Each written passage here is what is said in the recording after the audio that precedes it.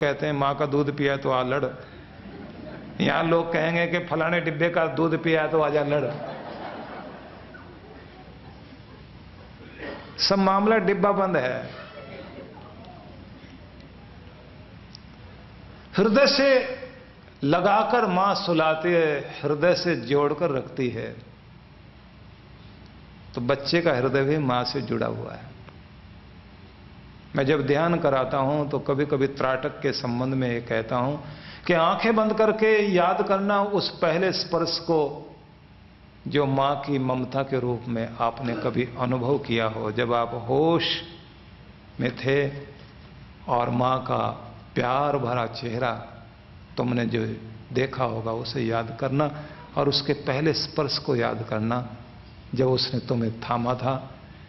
और मैं कहता हूं कि किसी नन्हे बच्चे को याद करना जो तुम्हारा अपना पुत्र, अपने कोमल हाथों से उसने जब तुम्हारी उंगली पकड़ी और पहली बार तुम्हें पिता कहकर बोला था, उन क्षणों को याद करके थोड़ी देर ध्यान वहां टिकाओ।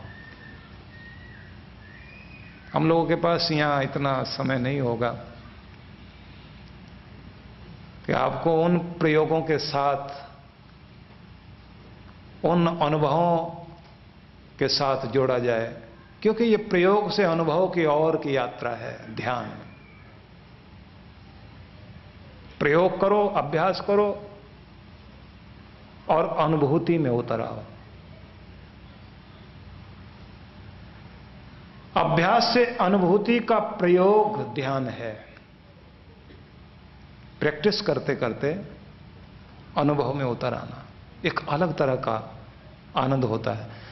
तो मैं कह रहा हूं कि जहां क्रूरता नहीं, कठोरता नहीं, प्रेम ही प्रेम है। क्योंकि पहला परिचय दुनिया में हमारा प्रेम से हुआ। प्रेम में हम जीना चाहते हैं और दुनिया के हर रिश्ते में हम प्रेम को ढूंढ रहे हैं। हर रिश्ते में अगर यही नहीं है तो किस काम का रिश्ता? हाथ मिला रहे हैं लेकिन दिल नहीं मिल रहे हैं, रिश्ता अधूरा है।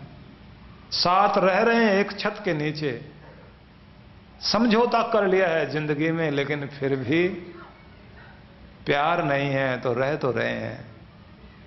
जिंदगी के रिश्ते का रस चला गया। और अगर प्यार है तो रिश्ते का आनंद ही और है। प्यार है तो बात करते थकोगे नहीं, और प्यार नहीं है तो 2 सेकंड भी बात करनी पड़े तो अच्छा नहीं लगता। प्रेम हमारी पहली पहचान, पहला परिचय, वो शुरुआत होती है जिंदगी की वहां से। और मैं ये कहूंगा, राम प्रेम का ही नाम है। पकड़ना जानते हैं। वैसे तो दोनों नाम, चाहे कृष्ण कहो या राम कहो, दोनों ही अपने आप में अद्भुत हैं, लेकिन राम नाम सीधा सरल है, आराम से लिया जा सकता है। कृष्ण शब्द थोड़ा सा टेढ़ा है, कृष्ण कहते कहते तो होठ भी टेढ़े हो जाते हैं। और कृष्ण सीधे खड़े होते नहीं, टेढ़े ही खड़े होते हैं। कृष्ण लिखा जाता है तो भी टेढ़े ढंग से लिखा जाता है, राम लिखा जाए तो सीधा लिखा जाता है। दोनों ही अपने आप में महत्वपूर्ण है। लेकिन मैं ये कहूंगा कि राम शब्द प्रेम का रूप है। और आगे फिर कहा कि मेरे राम क्या है? कृतज्ञता, किए को मानने वाले। किसी ने आपके दुख में 2 बूंद पानी दिया हो, उसे किसी सागर से कम मत समझना। सुख में कोई सागर भी बहा दे, उसकी कोई कीमत नहीं। दुख में 2 बूंद पानी भी दिया हो, वो बहुत कीमत रखता है, उसे कभी भूलना नहीं। क्योंकि दुख जब भी आता है इंसान को अकेला कर देता है, सब तरह से अकेला कर देता। दुख में आदमी सब रिश्तों में अकेला, सारा साथ छूट जाता है, केवल अकेला अकेला रह जाता है। अक्ल भी साथ नहीं देती। तन की ताकत भी साथ नहीं देती। पैसा भी कहीं गया हुआ हो तो फंस जाएगा। तो ऐसे में बिल्कुल जब अकेला पड़ जाए इंसान और कोई साथ दे जाए आकर, तो उसे कभी भूलना नहीं। राम जी केवे को मानते हैं, इसलिए राम जी के इस रूप को याद कीजिए कि जब राम जी का राज्याभिषेक हुआ तो राम जी प्रतीक्षा कर रहे हैं, अभी रुक जाओ। वशिष्ठ कहते हैं मुहूर्त हो चुका है, रुकना नहीं है। राम देख रहे हैं कि सब आ गए पर मेरा केवट नहीं आया,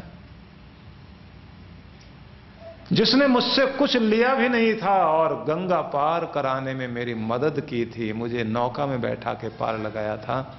और उसने कहा था कि लूंगा जरूर पार कराई का पैसा, लेकिन तब जब आप अयोध्या के राजा बन जाओगे। तो वो सोच रहे हैं कि आज राजा बन रहा हूं, मेरे सिर पर कर्जा है।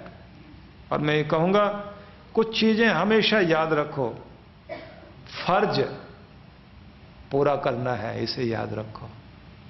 और कर्ज सिर पर रहने नहीं देना, इसे याद रखो।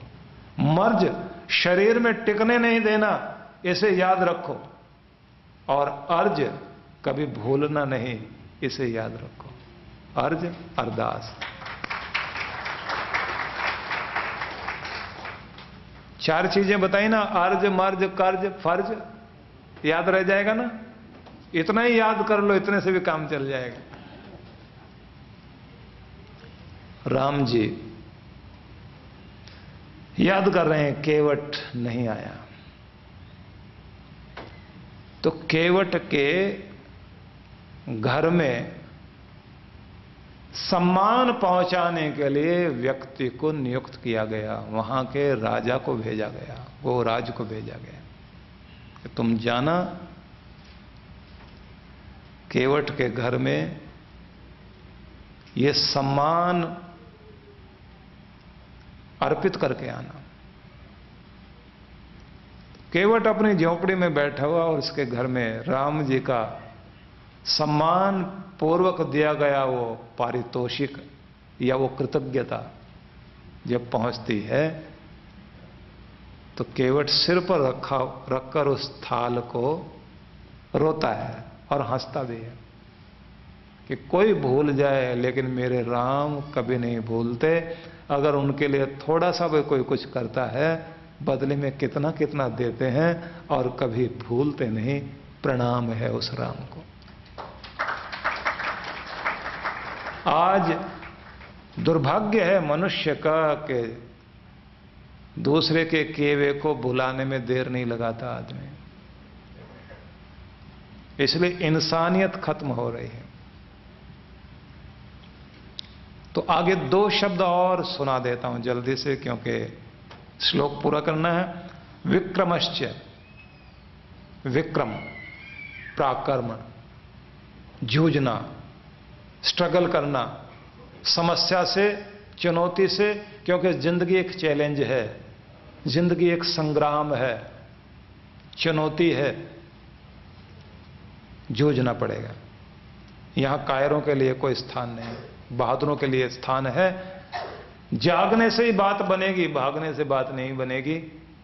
तो इसलिए राम है पराक्रम का नाम, प्रभावश्च, राम है प्रभाव का नाम। वो जहां से गुजर जाए प्रभाव छोड़ते हैं। उनके उठने बैठने, चलने फिरने, लेने देने में, हर चीज में एक असर है, एक प्रभाव है। बस इन गुणों की उपासना करके देखिए, और जहां ये गुण रहते हैं, सीता जी कहते हैं बस वहीं मेरे राम भी रहते हैं। और भगवान करे आप में ये चीजें आए तो राम जी भी आपके हृदय में हमेशा रहें।